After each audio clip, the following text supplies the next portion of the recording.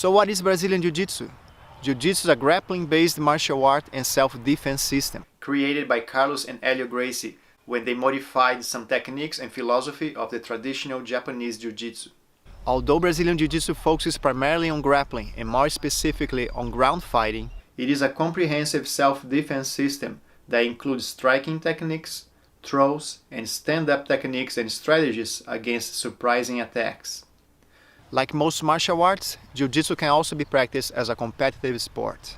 The rule set will vary from tournament to tournament, but generally, striking techniques are not allowed in sport Jiu jitsu, and you can practice it whether or not you are wearing its uniform, which is called gi or kimono. A legit Brazilian Jiu jitsu black belt instructor should be well versed in all aspects of the art: gi, no gi, sport, and self-defense. Now let's take a look at how Jiu jitsu works. Jiu jitsu is a comprehensive self-defense system created to allow a smaller, weaker person to defend him or herself against a bigger, stronger, and more athletic opponent by using proper technique, leverage, and most notably, taking the fight to the ground. By closing the distance and taking the fight to the ground, your opponent's ability to strike and inflict damage are greatly reduced. The strategy consists in taking away your opponent's strengths and ability to win while applying your own. The longer you stand and trade punches with someone who is bigger and stronger, the higher the chances of hitting you with a damaging strike. The stronger the opponent, the harder they will hit. The bigger the opponent, the more damage they can take, and the longer the reach is, so they can hit you without getting hit. Superior reach and powerful strikes are both mitigated when grappling on the ground. Jiu-jitsu is a methodical self-defense and fighting system, and its application can be broken down into 4 phases. Phase 1. Closing the distance and clinching with the opponent. Phase 2. Taking the fight to the ground. Phase 3. Achieving a dominant position. Phase 4. Finishing the fight. So now let's take a look at those 4 phases, starting with Phase 1, closing the distance. Learning how to safely close the distance against someone who is trying to hit you is definitely one of the most important aspects of Jiu jitsu. The goal is to create or find an opening depending on what type of opponent you are facing.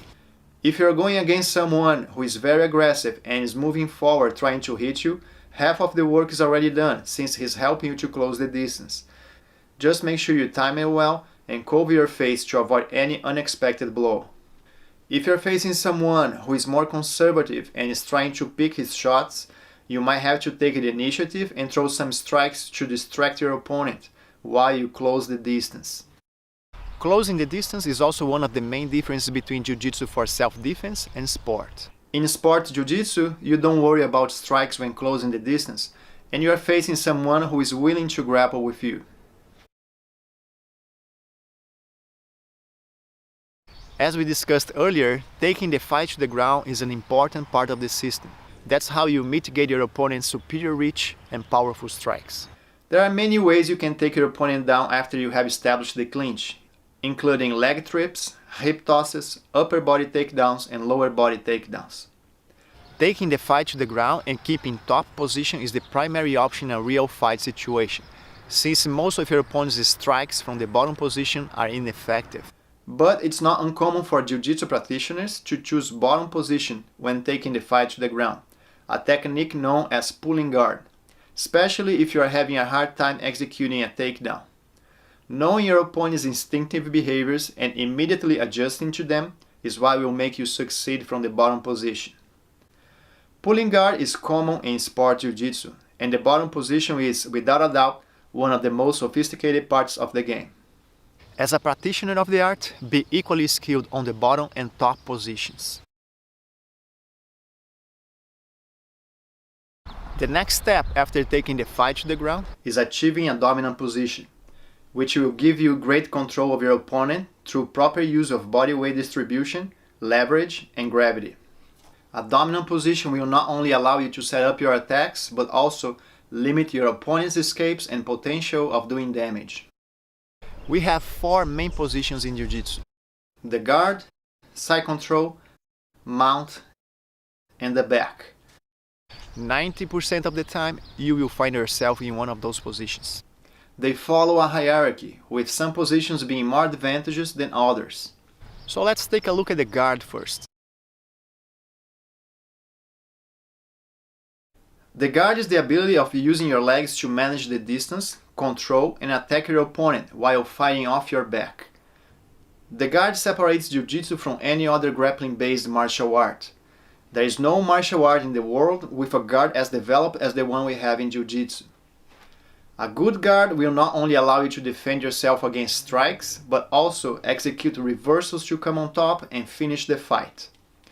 There are many types of guard you can use, depending on how you manage the distance between you and your opponent, but the three main guards are closed, half, and open. Each one of those three guards can be subdivided into many more. As we talked before, keeping top position is the primary option in a real fight situation, but if you end up on bottom, the guard is your best friend. The guard is a dangerous position, with a plethora of attacks and reversals in constant evolution, especially in sport jiu-jitsu, where you have the freedom to create new moves without worrying about strikes.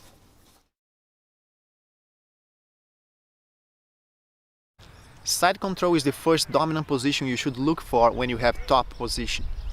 Your goal is to get around your opponent's legs, aka passing his guard, and achieve perpendicular position in relation to his body, making it difficult for him to recover his guard.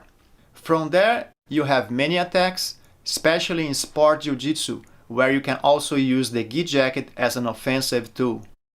In a real fight situation, side control is mostly used to smother and hold the opponent down while looking to improve positioning to the mount or back controls. There are also different ways to control your opponent while in side control.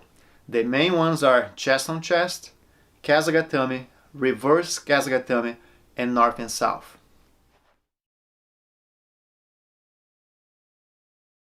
The mount is the second most dominant position in the jiu-jitsu hierarchy. It offers great control of your opponent and a multitude of attacks in both self-defense and sport jiu-jitsu. The main reason the mount is such a dominant position is that you can inflict great damage via punches and elbows with little to no risk of being attacked back because of the reach advantage from the mount. Often, your opponent will turn his back to protect his face or escape, making things worse for him. In sport jiu-jitsu, chokes are the equivalent of punches. If I can choke you from the mouth, I can definitely punch you.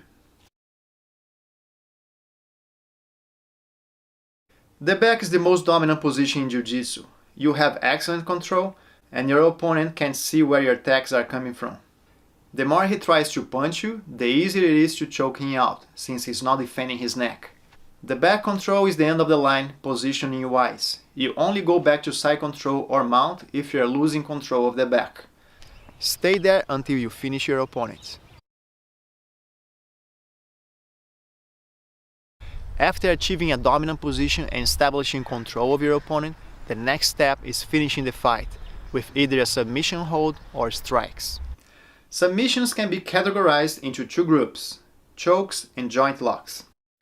Chokes can be further classified into air chokes and blood chokes.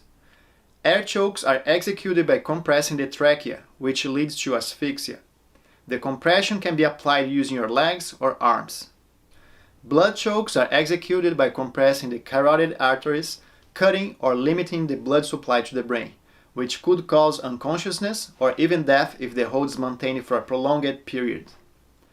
Joint lock submissions can be applied to any joint of the human body by forcing the joint to move past its normal range of motion. Let's take a look at the application of some of the most popular submissions in Brazilian Jiu-Jitsu, starting at the wrist joint. Wrist locks are applied by hyperextending, hyperflexing, or rotating the joint. Wrist locks can be hit from almost any position. Moving up to the elbow joint, the most common attack is the armbar, causing the hyperextension of the joint. Shoulder joint. Kimuras, omoplatas, and Americanas are the primary attacks against the shoulder joint and rotator cuff.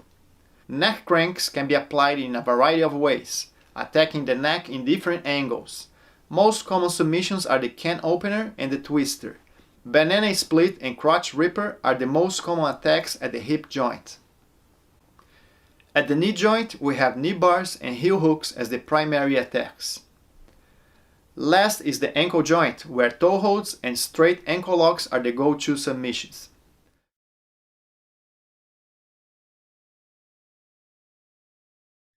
Alright guys, so this concludes our Jiu Jitsu for Dummies video. Hope you guys like it.